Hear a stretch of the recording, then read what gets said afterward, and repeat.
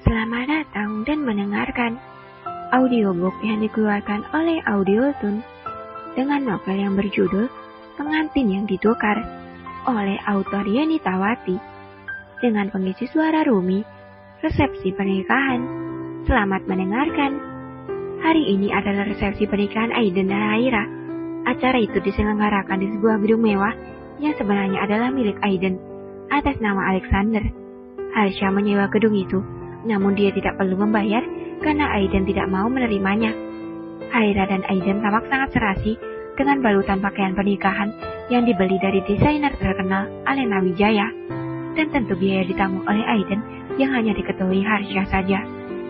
Aiden dan Haira mencoba tersenyum di depan para tamu undangan dan awak media yang meliput dan menyiarkan di stasiun televisi milik Harsha. Foto prawedding Haira dan Aiden. Haira tampak menatap ke sekitar mencari sosok yang tak diinginkannya untuk hadir di sini. Tapi tentu itu mustahil, karena pasangan sampah telah tiba. Reisha dan Jiko baru saja datang. Mereka mendatangi Haira dan Aiden untuk mengucapkan selamat. Selamat ya kakak, aku berharap kalian selalu bahagia, meskipun kalian hidup di tengah kemiskinan. Oh ya, aku dan Jiko memberikan hadiah berupa mobil baru yang tidak terlalu mahal bagi kami, agar kalian tidak kepanasan lagi saat pergi kemanapun. Reisha menyerahkan sebuah kunci mobil. Haira masih diam. Dia bingung harus apa. Jika dia menerimanya, maka dia akan kehilangan harga dirinya. Namun jika dia menolaknya, maka semua orang akan mengira dia jahat dan iri pada adiknya sendiri. Aiden mengambil kotak hadiah tersebut dan berkata, "Terima kasih hadiahnya, tapi maaf, kami tidak akan memakainya, karena kami sudah nyaman kemana-mana dengan motor. Mungkin mobil itu akan jadi barang rongsokan beberapa tahun lagi, dan kami bisa membuangnya." Sudah miskin, sombong pula. Riko menatapnya dengan sinis. "Aku tidak sombong, aku hanya tidak terbiasa menerima hadiah dari pengkhianat rendahan. Jadi daripada mobil kalian terbuang sia-sia, lebih baik kalian ambil dan jual kembali. Kan lebih baik daripada kalian rugi," ucap Aiden. Dengan kesal, Reisha mengambil kembali kunci mobil dan pergi dari sana menemui ibu dan ayahnya. Haira tersenyum puas melihat Reisha dan Ziko kalah telak dari Aiden. "Ibu," Reisha memeluk ibunya. "Apa kabarmu nak?" tanya Laras. "Baik bu," jawab Reisha. "Bu, apa pernikahanku dan Ziko akan diselenggarakan di gedung ini juga?" tanya Reisha yang memang berharap dapat menyelenggarakan pesta di gedung yang jarang sekali bisa disewa orang-orang seperti mereka. Karena katanya Alexander Group hanya menyewakan gedung mereka pada keluarga kalangan sultan saja. "Ayah akan usahakan," sahut Harsha dengan gugup, karena dia tahu bahwa Aiden tidak akan sedih membiarkan Reisha dan Ziko menyelenggarakan resepsi di gedung mewahnya. Para tamu undangan semakin ramai saja. Ada yang dari Alexander Group, yaitu teman-teman Aiden. Ada juga yang dari perusahaan tempat Reisha bekerja. Namun, banyak dari teman-teman Haira menyayangkan suami Haira yang dari kalangan biasa. "Aku tidak menyangka jika Haira akan bernasib seperti ini. Padahal dia itu baik, cantik dan cerdas. Tapi kenapa ya jodohnya malah orang miskin? Tampan sih, tapi miskin." "Iya, aku juga tidak menyangka.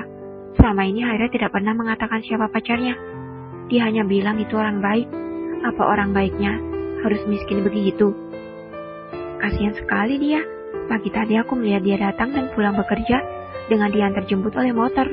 Aduh, aku tidak akan bisa membayangkannya. Panas, debu, kulit lengket. Hah, masa sih? Aduh, kasihan sekali. Malang sekali nasibnya mendapatkan suami seperti itu." Tiba-tiba Reisha datang. "Hei, kenapa kalian menjelekkan suami kakakku?" terlihat marah. Reisha, maaf ya, kami hanya kasihan melihat nasib Haira yang menyedihkan itu. Berbeda denganmu yang mendapatkan suami kaya seperti Jiko." "Ya, tapi itu namanya penghinaan. Dia itu pilihan kakakku. Kalian tak boleh menghinanya.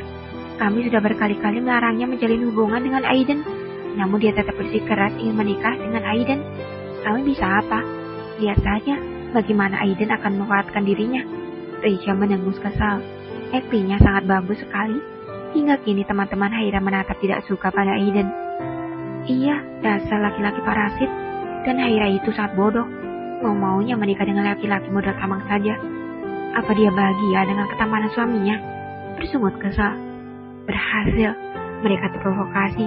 Semakin banyak tidak suka padanya, maka akan semakin baik. Kasihan sekali kau Kak Haira. Sudah hidup susah, dan dianggap wanita bodoh dan buta oleh cinta dan ketampanan batin Reisha.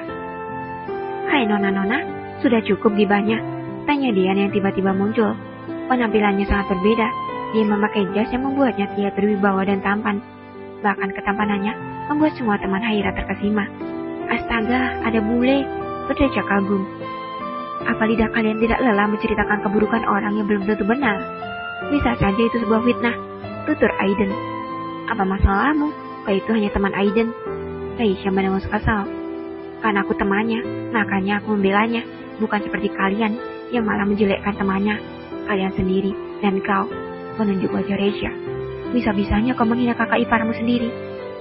Jika kau menyayangi kakakmu, seharusnya kau mendukung pilihannya dan bukannya menyiram bensin ke bara api.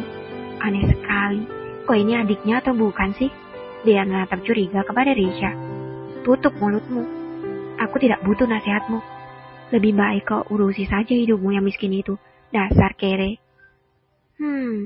Haira tidak pernah menghinaku, meski aku orang miskin. Dia begitu baik pada semua orang. Sudah cantik, baik lagi. Sempurna sekali ya, puji Dean. Dia hanya pernah menyebutku pencuri pakaian dalam batin Dean. Sepertinya kemiskinan membuatmu tidak bisa berpikir jernih. Sebaiknya kau jangan dekat-dekat denganku, atau aku akan tertular jadi miskin sepertimu. Dasar sampah. Dean menatap Reisha sambil geleng-geleng kepala. Bagaimana bisa ada wanita sejahat dia? Dia sudah mengkhianati nona muda, dan sekarang dia menghina Tuan Aiden di depan teman-teman nona muda. Di mana hatinya? Apa benar mereka kakak beradik? Tapi kenapa kakaknya berhati malaikat, sedangnya adiknya berhati iblis begini? Untung saja Tuan Aiden tidak jadi menikah dengannya. Batin Dean yang kemudian pergi ke pelaminan tempat Haira dan Aiden bersanding.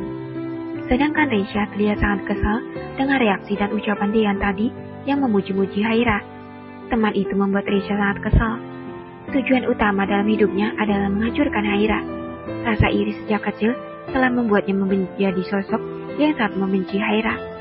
Hanya kesusahan Haira yang akan menjadi obsesinya. Semakin Haira menderita, maka dia akan semakin senang. Semakin Haira bahagia, maka dia akan semakin murka. Kalau kamu mau dengar audiobook lebih banyak dan gratis, segera download Audiotune.